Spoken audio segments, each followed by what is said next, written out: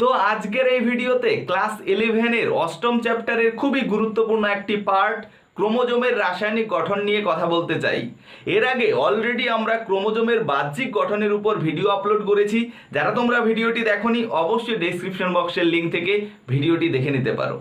আজকে আমরা কথা বলবো ক্রোমোজোম কোন কোন উপাদানগুলো দিয়ে তৈরি। তো চলো কথা না বাড়িয়ে আজকের আলোচনাটি শুরু করা যাক। আজকের আলোচনার মূল যে পয়েন্ট সেটা হলো কেমিক্যাল স্ট্রাকচার অফ ক্রোমোজোম, অর্থাৎ ক্রোমোজোমের রাসায়নিক গঠন বা রাসায়নিক উপাদান।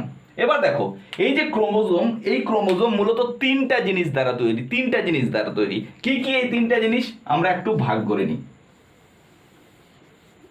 এই তিনটা জিনিসের মধ্যে প্রথম যে জিনিসটার কথা বলবো সেটা হচ্ছে NA, অর্থাৎ এটা হচ্ছে নিউক্লিক অ্যাসিড, এবং এর পরেই রয়েছে প্রোটিন, এবং তারপরে আমরা যেটা বলবো সেটা হচ্ছে মেটালিক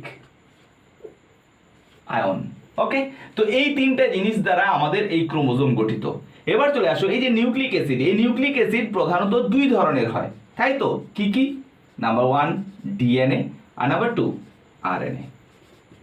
ডিএনএ, যার পুরো নাম ডিঅক্সিরাইবো নিউক্লিক অ্যাসিড, এটা মূলত বেশি পরিমাণে থেকে আরএনএ এর থেকে অনেক বেশি পরিমাণে থাকে এই ডিএনএ।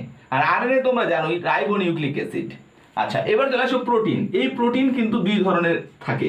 কি কি? একটা হচ্ছে হিস্টোন আর একটা হচ্ছে নন হিস্টোন। এই যে নন হিস্টোন, এই নন হিস্টোনকে তোমরা NHC প্রোটিন নামে জানবে। NHC প্রোটিন বলতে বোঝায় নন হিস্টোন ক্রোমোজোমাল, সি থেকে ক্রোমোজোমাল প্রোটিন। ওকে, আর মেটালিক আয়ন বলতে বোঝায় ধাতব আয়ন। মনে রাখতে হবে, ধাতব আয়ন। এই ধাতব আয়নগুলো কি কি? যেরকম হচ্ছে ম্যাগনেসিয়াম আয়ন, যেরকম হচ্ছে লোহা, এবং যেরকম হচ্ছে ক্যালসিয়াম, এইগুলো মূলত থেকে থাকে। এবার চলে আসো, আমরা যদি একটু এই নিউক্লিক অ্যাসিড নিয়ে কথা বলি। এই যে ডিএনএ খুবই গুরুত্বপূর্ণ। এই ডিএনএ কে বলা হয় পলিনিউক্লিওটাইড। কি বলা হয়? পলিনিউক্লিওটাইড। কেন ডিএনএ কে পলিনিউক্লিওটাইড বলা হয়? কারণ পলি মানে অনেক, তো ডিএনএ অনেকগুলো নিউক্লিওটাইড দ্বারা গঠিত। যেহেতু ডিএনএ অনেকগুলো নিউক্লিওটাইড দ্বারা গঠিত, তার জন্য ডিএনএর আরেকটা নাম হচ্ছে পলিনিউক্লিওটাইড। এবার কথা হলো, এই নিউক্লিওটাইড কি কি দ্বারা গঠিত, বা এই ডিএনএ কি কি দ্বারা গঠিত? তো এই ডিএনএ মূলত তিনটা জিনিস দ্বারা গঠিত। ফসফরিক অ্যাসিড, মনে রাখতে হবে এই ফসফরিক অ্যাসিডের সংকেত H3PO4-, ঠিক আছে, নেগেটিভ, এটা কিন্তু মনে রাখতে হবে। এটা হচ্ছে ফসফরিক অ্যাসিড। আর কি থাকে এর মধ্যে? থাকে নাইট্রোজেন বেস, ঠিক আছে। আর কি থাকে? আর থাকে একটা শর্করা। ওকে, তাহলে এই তিনটা জিনিস দ্বারা নিউক্লিওটাইড গঠিত। কি কি বললাম? ফসফরিক অ্যাসিড, নাইট্রোজেন বেস এবং শর্করা। এবার কথা হলো, এই যে ডিএনএ, এর মধ্যে কি নাইট্রোজেন বেস থাকে? তো এর নাইট্রোজেন বেস হচ্ছে দুই ধরনের। কি কি? একটা হচ্ছে পিউরিন আর একটা হচ্ছে পিরিমিডিন।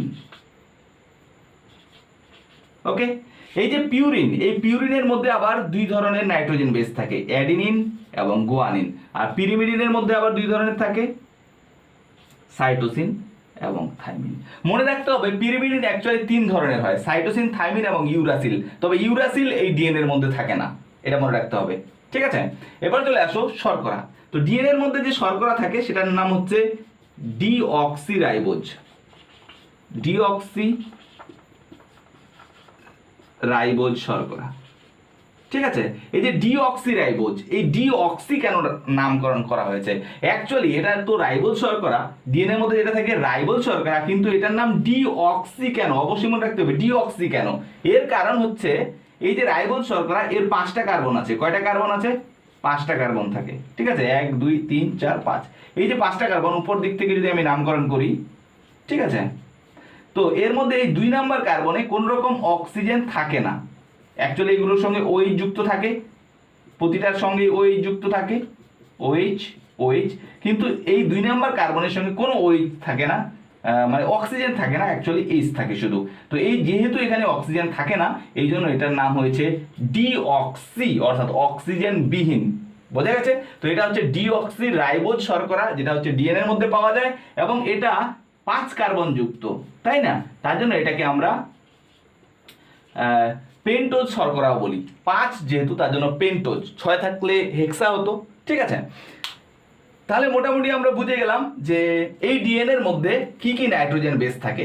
এবার যখন আমরা ডিএনএ এর গঠন পড়ব, তখন কিন্তু আমরা বুঝে যাব যে এই ডিএনএ কিভাবে অ্যাকচুয়ালি এই দ্বিতন্ত্রী গঠন তৈরি করে। ঠিক আছে,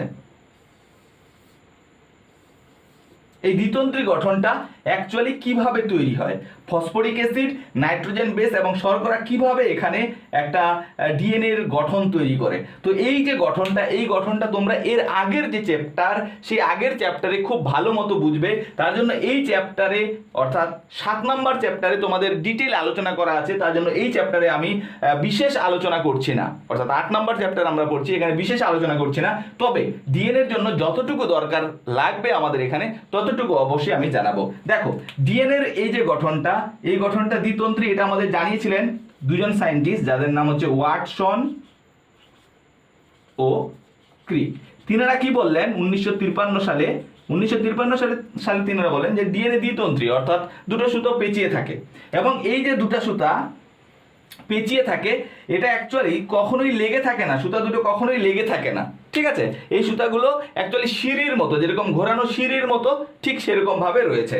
যেরকম ভাবে ঘোরানো সিঁড়িতে আমরা যদি ওই দিক থেকে তোমরা যখন দেখছো, তখন মনে হচ্ছে এই হাত এবং এই হাত আমার কি আছে, লেগে আছে। অ্যাকচুয়ালি এগুলো লেগে নেই, দূরে আছে। ঠিক আছে, তো এইভাবে ঘুরেছে। তো এই দুটো সুতার দূরত্ব সব সময়, অর্থাৎ সর্বদাই সমান। অর্থাৎ এখান থেকে এখানে এই যে সুতাটার দূরত্ব যত, এখানেও সুতাটার দূরত্ব তত। কত দূরত্ব? 20 অ্যামস্ট্রং, এটা মনে রাখতে হবে। তো এই যে ডিএনএ এর দুটো সুতার সবসময় দূরত্ব হচ্ছে 20 অ্যামস্ট্রং, এটা অবশ্যই মনে রাখবে। এবার চলে আসো ডিএনএ এর যে একটা প্যাচ, এই একটা প্যাচ এখান থেকে এত দূর অবধি। তো এই যে একটা প্যাচ, এই টোটাল প্যাচের যে দৈর্ঘ্য, এটা হচ্ছে 34 অ্যামস্ট্রং। 34 অ্যামস্ট্রং মনে রাখতে হবে। ওকে, এবার চলে আসো, এই যে একটা প্যাচ, এই একটা প্যাচের মধ্যে, এই একটা প্যাচের মধ্যে নাইট্রোজেন বেসগুলো যুক্ত থাকে। নাইট্রোজেন বেস কতগুলো থাকে না, 10 জোড়া থাকে। যেরকম ভাবে আমরা এখানে অ্যাডিনিন, গুয়ানিন, সাইটোসিন, থাইমিন দেখছি, এই নাইট্রোজেন বেসগুলো 10 জোড়া এখানে থাকে। কিভাবে থাকে আমি এখানে দেখাচ্ছি। দেখো, এই যে অ্যাডিনিন, অ্যাডিনিনের সঙ্গে এই থাইমিন দুটো বন্ড দ্বারা যুক্ত হয়। এই বন্ডগুলোকে বলা হয় হাইড্রোজেন বন্ড। কি বন্ড? Hydrogen bond. এবং এই গুয়ানিনের সঙ্গে কি যুক্ত হয়? গুয়ানিনের সঙ্গে সাইটোসিন 3টা বন্ড দ্বারা যুক্ত হয়। ঠিক আছে, তাহলে তোমরা দেখতেই পাচ্ছ যে এখানে এ যদি আমি দিই, তাহলে দুটো বন্ড দিয়ে আমাকে টি দিতে হবে, জি দিলে 3টে বন্ড দিয়ে সি দিতে হবে। ঠিক একই রকম ভাবে এই উপরের যে অংশটা, এখানে 5 জোড়া, এটা 1 জোড়া 2 জোড়া লিখেছি, এরকম এখানে 5 জোড়া থাকবে এবং নিচেও 5 জোড়া থাকবে। তাহলে টোটাল হচ্ছে 10 জোড়া। তাহলে প্রত্যেক জোড়া, এই জোড়া এবং এই জোড়া, এই দুটো জোড়ার মধ্যে দূরত্ব কত হবে? যদি 10 জোড়া হয়, তাহলে 10 দিয়ে এটাকে যদি আমরা ভাগ করি, তাহলে প্রত্যেক জোড়ার দূরত্ব বেরিয়ে যাবে। প্রত্যেক জোড়ার মধ্যে দূরত্ব হচ্ছে, তাহলে 10 দিয়ে ভাগ করলে 3.4 অ্যামস্ট্রং। বোঝা গেল? এটা ছিল 34 অ্যামস্ট্রং, 10 দিয়ে ভাগ করলে 3.4 অ্যামস্ট্রং। এবার কথা হলো, এই নাইট্রোজেন বেসগুলো যুক্ত হওয়ার পর কি করে শর্করা যুক্ত হয়, কি করে ফসফরিক অ্যাসিড যুক্ত হয়, এই যে টোটাল বর্ণনা, এই বর্ণনা কিন্তু তোমাদের 7 নম্বর চ্যাপ্টারে যখন আমি ডিএনএ নিয়ে ডিটেল কথা বলবো, তখন কিন্তু তোমাদের খুব ভালো মতো আমি বুঝিয়ে দেওয়ার চেষ্টা করব।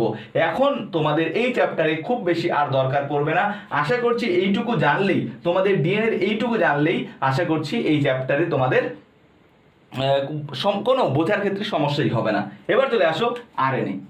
আরএনএ কি কি দ্বারা গঠিত? ঠিক একই রকম ভাবে ফসফরিক অ্যাসিড, নাইট্রোজেন বেস এবং শর্করা, এই 3টা জিনিস দ্বারাই গঠিত। ওকে, অর্থাৎ H3PO4 মাইনাস এবং হচ্ছে নাইট্রোজেন বেস এবং হচ্ছে শর্করা। তাহলে এই 3টা জিনিস দ্বারাই যদি গঠিত হয়, তাহলে ডিএনএ আর আরএনএ এর মধ্যে পার্থক্য কি? উত্তর হচ্ছে, ডিএনএ এবং আরএনএ এর মধ্যে তোমরা পার্থক্য আগে করেই পড়ে এসেছো যে আরএনএ একতন্ত্রী, একটা সুতার মতো, এটা হচ্ছে আরএনএ। ঠিক আছে, অর্থাৎ ডিএনএ এর মধ্যে যেরকম ভাবে আমরা যে বন্ডগুলো দেখতে পাই, হাইড্রোজেন বন্ড দ্বারা এই নাইট্রোজেন বেসগুলো থাকে, আরএনএ এর মধ্যে কিন্তু সেরকম থাকে না। ঠিক আছে, কখনো কখনো আরএনএ যদি পেঁচিয়ে যায়, তাহলেই আমরা অ্যাডিনিনের সঙ্গে অর্থাৎ অ্যাডিনিনের সঙ্গে যেরকম এখানে থাইমিন যুক্ত হচ্ছিল, আরএনএ তে থাইমিন থাকে না, এখানে কিন্তু ইউরাসিল থাকে, তখন কিন্তু এই হাইড্রোজেন বন্ড শুধু আমরা দেখতে পাবো। অন্যথায় এই জায়গাগুলোতে শুধু এ দিয়ে এরকম থাকবে, জি দিয়ে এরকম থাকবে, ঠিক আছে, শুধুমাত্র একটা একটা করে নাইট্রোজেন বেস থাকবে। যেখানে শুধু একটু পেঁচিয়ে থাকবে আরএনএ, সেখানেই শুধু হাইড্রোজেন বন্ড দ্বারা নাইট্রোজেন বেসগুলো শুধু যুক্ত হবে। তাহলে আমরা এখানে কি জানলাম? ডিএনএ এবং আরএনএ এর মধ্যে পার্থক্য যে একতন্ত্রী এটা, এবং এখানে নাইট্রোজেন বেসগুলো সাধারণত যুক্ত হতে পারে না বা যুক্ত হয় না, যেখানে পেঁচিয়ে থাকে সেখানে আলাদা কথা। এবার চলে আসো আর কি পার্থক্য আছে। ফসফরিক অ্যাসিড তো একই, নাইট্রোজেন বেস তাহলে কি এখানেও দুই ধরনের, কি কি? পিউরিন আর একটা হচ্ছে পাইরিমিডিন। তো এই পিউরিন তো অ্যাডিনিন গুয়ানিন, কিন্তু এই যে পাইরিমিডিন এখানে কি থাকবে? সাইটোসিন এবং ইউরাসিল থাকবে, অর্থাৎ এখানে থাইমিন থাকবে না। ডিএনএ তে যেরকম হচ্ছে থাইমিন ছিল, এই থাইমিন থাকবে না, এখানে থাকবে ইউরাসিল। তাহলে এটা পার্থক্য। আর শর্করাটার মধ্যে পার্থক্য হচ্ছে যে এখানে যে শর্করাটা থাকবে সেটা শুধু রাইবোজ শর্করা, শুধু রাইবোজ শর্করা, তার জন্য এর নাম রাইবো নিউক্লিক অ্যাসিড, রাইবোজ শর্করা। অর্থাৎ এর যে 5টা কার্বন থাকবে, আরএনএ এর মধ্যে যে 5টা কার্বন থাকবে শর্করার, তার মধ্যে এখানে OH থাকবে। ক্লিয়ার ব্যাপারটা? তাহলে ডিএনএ আরএনএ এর মধ্যে পার্থক্য। এছাড়াও ডিএনএ এবং আরএনএ এর মধ্যে আরো পার্থক্য রয়েছে, যেগুলো তো তোমরা জানোই, যে ডিএনএ আমাদের বংশগত বৈশিষ্ট্য বহন করে, আরএনএ প্রোটিন সংশ্লেষ করে। তো এরকম অনেকগুলো পার্থক্য আছে, সেদিকে আমি যাচ্ছি না। এবার চলে আসো, তাহলে এই অংশটুকু নিউক্লিক অ্যাসিড হয়ে গেল। এবার আমি আলোচনা করব প্রোটিন অংশ। প্রোটিন অংশ দুই ধরনের, হিস্টোন আর নন হিস্টোন। এই যে হিস্টোন প্রোটিন, এই হিস্টোন প্রোটিন সাধারণত প্রধানত ঠিক আছে দুই ধরনের হয়। কি কি? একটা হচ্ছে লাইসিন আর হচ্ছে আর্জিনিন। এবং এই যে লাইসিন এবং আর্জিনিন, এই যে অ্যামাইনো অ্যাসিডগুলো, এগুলো যেহেতু অ্যাসিড বলেই দিচ্ছি, তার মানে এগুলো অ্যাসিডিক হয়, অর্থাৎ এগুলো টক টাইপের হয়, তার জন্য এগুলোকে আম্লিক প্রোটিনও বলা হয়। তাহলে এগুলো হচ্ছে আম্লিক প্রোটিন, আর এগুলো হচ্ছে নন আম্লিক অর্থাৎ ক্ষারীয় প্রোটিন, ঠিক আছে। তো এই যে আম্লিক প্রোটিন লাইসিন এবং আর্জিনিন, এগুলোকে আমরা হিস্টোন প্রোটিন বলছি। এবং এই হিস্টোন প্রোটিন টোটাল হচ্ছে 5 ধরনের হয়, ঠিক আছে। এগুলো উদাহরণ আমি লিখলাম, এগুলোকে একসঙ্গে আমি যদি ধরি, কারণ হিস্টোন প্রোটিনগুলোতে আর্জিনিন লাইসিন দুটোই মিক্স থাকে, এই জন্য এগুলোকে আবার 5 ভাগে ভাগ করা হয়েছে। তো হিস্টোন প্রোটিন 5 প্রকারের। কি কি? একটা হচ্ছে H1, H2A, H2B, H3 এবং H4। ওকে, তো দেখা গেছে যে H1 যে হিস্টোনটা রয়েছে, হিস্টোন প্রোটিন, এর মধ্যে লাইসিনের পরিমাণ অনেক বেশি থাকে। একটু আগে লিখছিলাম লাইসিন এবং আর্জিনিন, তো এর মধ্যে লাইসিনের পরিমাণ অনেক বেশি থাকে, কার থেকে? আর্জিনিনের তুলনায়। এবং H2A এর মধ্যেও লাইসিনের পরিমাণ বেশি থাকে। আমি কি বলছি? লাইসিনের পরিমাণ বেশি, মনে রাখতে হবে, লাইসিন বেশি, অনেক বেশি, কার থেকে? আর্জিনিন থেকে। এখানে অনেক বেশি, তারপরে এখানেও বেশি, কিন্তু এখানে যতটা বেশি তার থেকে এখানে একটু কম। H2B এখানেও লাইসিন বেশি, কিন্তু আর্জিনিন থেকে খুব বেশি নয়, একটু সামান্য বেশি।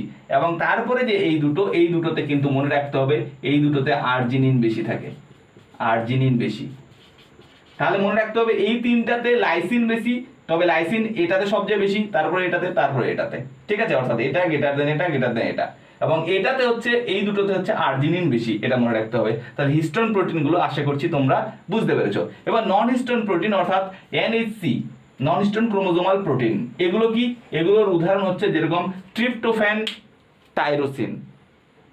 তো এগুলো তোমরা জানোই, এবং মেটালিক আয়ন নিয়েও তোমাদের কথা বললাম। তো আশা করছি এই ভিডিওতে কেমিক্যাল স্ট্রাকচার অফ ক্রোমোজোম অর্থাৎ ক্রোমোজোমের যে বিভিন্ন উপাদানগুলো, সেগুলো নিয়ে কথা বলার চেষ্টা করছি, এবং আশা করছি তোমাদের বোঝাতেও পেরেছি। এবং ডিএনএ, সবচেয়ে এখানে যে ডিএনএ জিনিসটা আমাদের বুঝতে হবে, এই ডিএনএ কিভাবে অ্যাকচুয়ালি একটা টোটাল দ্বিতন্ত্রী মডেল তৈরি করে, সেটা কিন্তু আমি 7 নম্বর চ্যাপ্টারে অবশ্যই খুব ভালোভাবে বুঝাবো। তার পাশাপাশি এখানে তোমাদের আরেকটু জানিয়ে দিতে চাই, এই যে এখানে নিউক্লিওটাইড আমরা বললাম, ডিএনএ হচ্ছে নিউক্লিওটাইড দ্বারা গঠিত। তো এই তিনটা মিলে নিউক্লিওটাইড গঠিত হচ্ছে। তো নিউক্লিওটাইড জিনিসটা কি অ্যাকচুয়ালি? নিউক্লিওটাইড হচ্ছে যেরকম ভাবে তোমরা দেখলে যে, একটু এখানে লিখি, অ্যাডিনিনের সঙ্গে থাইমিন যুক্ত হচ্ছে ডিএনএ এর ক্ষেত্রে, ঠিক আছে। এবার এই যে থাইমিন, এর সঙ্গে যুক্ত হবে একটা হচ্ছে শর্করা, ঠিক আছে, 5 কার্বন যুক্ত শর্করা, আমি শুধু এমনি দিলাম, এটা হচ্ছে সুগার। ওকে, ঠিক একই রকম ভাবে এখানেও একটা সুগার যুক্ত হবে, 5 কার্বনযুক্ত সুগার। মনে এখানে দেখে নাও, শুধু আমি আগের চ্যাপ্টারে খুব ভালো মতো বোঝাবো সুগার। তো এদিকেও সুগার যুক্ত হলো। ঠিক একই রকম যদি এখানে গুয়ানিন ধরি, তো গুয়ানিনের সঙ্গে 3টে বর্ণ দ্বারা সাইটোসিন যুক্ত হবে, তো এর সঙ্গেও একটা 5 কার্বন যুক্ত সুগার থাকবে, এর সঙ্গেও একটা 5 কার্বন যুক্ত, হ্যাঁ বেনজিন বলা হয় না, কি হচ্ছে এটা, সুগার যুক্ত হবে। এবার কথা হলো এই যে সুগার এরকম ভাবে যুক্ত আছে, তারপরে এইগুলোর সঙ্গে, এই দুটোর সঙ্গে একটা কি হবে, মানে ফসফরিক অ্যাসিড, ওই যে ফসফেট, মানে ফসফরিক অ্যাসিড যেটা, অর্থাৎ পি দিয়ে লিখলাম, এখানে যুক্ত হবে। ঠিক একই রকম ভাবে এখানে একটা ফসফেট যুক্ত হবে। এবার এই যে যুক্ত হওয়ার ঘটনা, এই যুক্ত হওয়ার পর আমরা যদি দেখি যে এই যে নিউক্লিওটাইড আসলে কোনটা, নিউক্লিওটাইড হচ্ছে এখান থেকে এই যে একটা নাইট্রোজেন বেস, এই যে এটা একটা নাইট্রোজেন বেস, একটা সুগার এবং একটা ফসফেট, বোঝা যাচ্ছে কথা? তাহলে এটা হচ্ছে একটা নিউক্লিওটাইড এবং এই দিকে এটা হচ্ছে একটা নিউক্লিওটাইড। তাহলে এইভাবে নিউক্লিওটাইড মিলে মিলে মিলে মিলে মিলে মিলে একটা ডিএনএ তৈরি করে, এই জন্য এটাকে আমরা পলিনিউক্লিওটাইড বলি। এবং আরেকটু তোমাদের মজার ব্যাপার বলে দিই, এই নিউক্লিওটাইড কথাটা তোমরা পাবে, আর একটা নিউক্লিওসাইড কথা পাবে। তো নিউক্লিওসাইড জিনিসটা কি? নিউক্লিওসাইড হচ্ছে এই ফসফরিক অ্যাসিড বাদে বাকি যে এই দুটোকে বলা হয় নিউক্লিওসাইড, ঠিক আছে? অর্থাৎ তাহলে নাইট্রোজেন বেস প্লাস শর্করা প্লাস ফসফেট, এটাকে বলা হয় নিউক্লিওটাইড। এবং এখানে যদি আমরা ফসফেটকে বাদ দিই, অর্থাৎ ফসফরিক অ্যাসিডকে যদি বাদ দিই, অর্থাৎ নাইট্রোজেন বেস প্লাস সুগার, এটাকে বলবো নিউক্লিওসাইড। ক্লিয়ার ব্যাপারটা? তাহলে এইটুকু তোমরা অবশ্যই মনে রাখবে। তো দেখা হচ্ছে খুব শীঘ্রই পরের ভিডিওতে, যেখানে আমরা নতুন কোনো টপিক নিয়ে কথা বলবো। ততক্ষণ সবাই ভালো থেকো।